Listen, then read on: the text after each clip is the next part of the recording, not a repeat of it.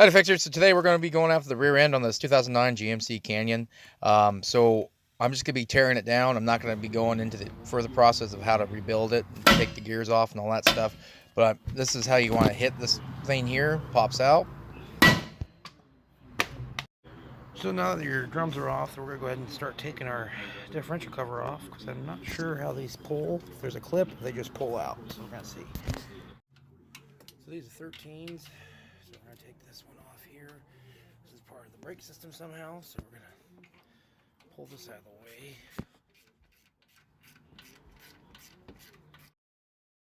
So once you get this nut off the stud here, and you have to get this bolt over here on this bracket over here, you have to get those off, and then the line should push out of the way, and you should make a mark to know where this line goes so you don't get mixed up and put it in the wrong area.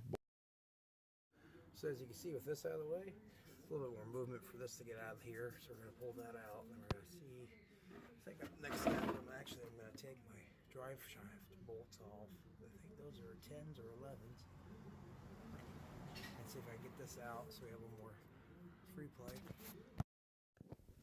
All right, Fixer. So I got it lined up right where I can get access to my 11mm bolts here for my U-joint caps. So once we get these loose on both sides, then we should be able to get a screwdriver back behind the U-joint and pry out a little bit and get this out of the way. Because once you get this out of the way, you also have to get access to your yoke nut if you want to take all your other stuff to rebuild the rear end, to take the crush washer out and stuff like that, which, you know, you always want to make sure you use the new crush washer. You never want to reuse an old one because it's going to give you huge issues in the end.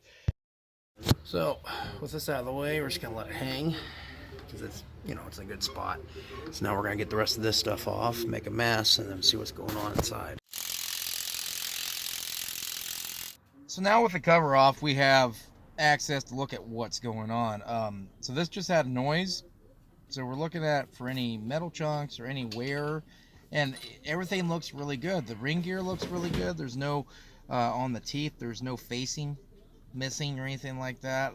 So when we take our bearings off, we're gonna see what that looks like. We want to make 2 marks on each cap, like 1 and 2 on each side, and make sure they line up so that when you take them off and you put them back on, you're not going to have a problem putting them in the wrong place in the wrong area.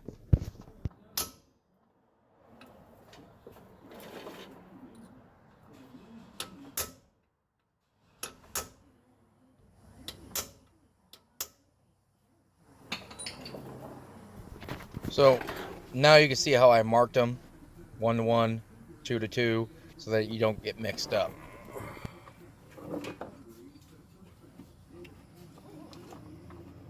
Now that those are lined up, I'm going to spin this around to have access to my little 5/16 bolt that pulls through to get my pin. You can see it right there. You got to roll it around until it gets in a good spot. Once it gets into a good spot, then you can loosen it.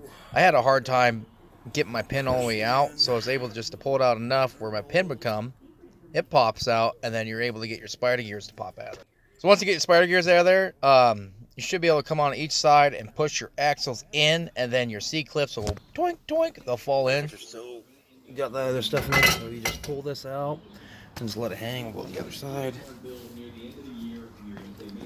And pull this out, let it hang, because we're gonna change all these. We're probably gonna do bearing savers. Look at this, make sure there's not any grooves on your shaft here, which that looks good.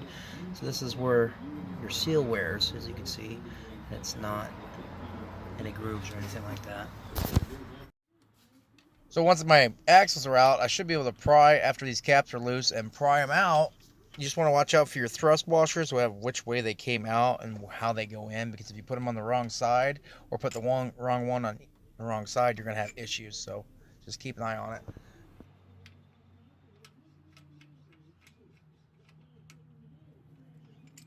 You're trying to pull it out a little bit. You need to get a pry bar and pry in certain areas, and it will pop out. You just want to make sure that you're ready for it, because it can come out and surprise you and smash things that you don't want to get smashed. So I finally got the pop out. So when it pops out, you have these, I think they're called thrust washers on each side.